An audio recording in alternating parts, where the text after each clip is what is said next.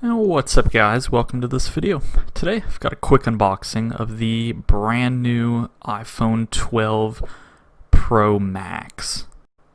So starting inside the box, very basic, comes with just the iPhone. It's got an all new design this year, which they kind of reused a design, but I like the design of the iPhone, really the 4, 4S, 5, 5S, and the original iPhone SE.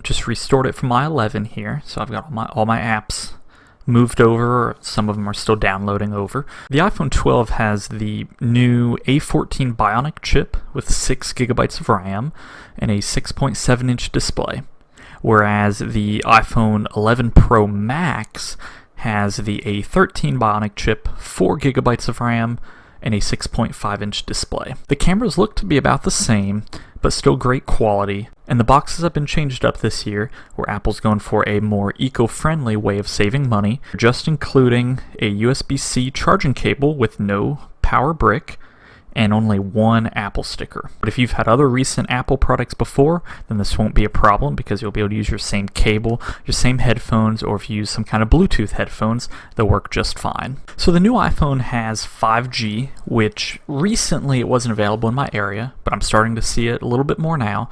So I'll be sure to do some speed tests for you guys.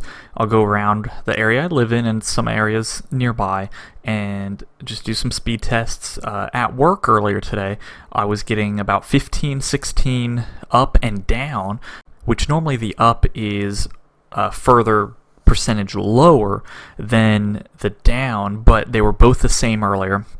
But inside my house here, they're not really the greatest speeds, but I'm sure they'll be improving. So let me know what you guys think if you picked up an iPhone 12 Pro Max or any of the other iPhones recently.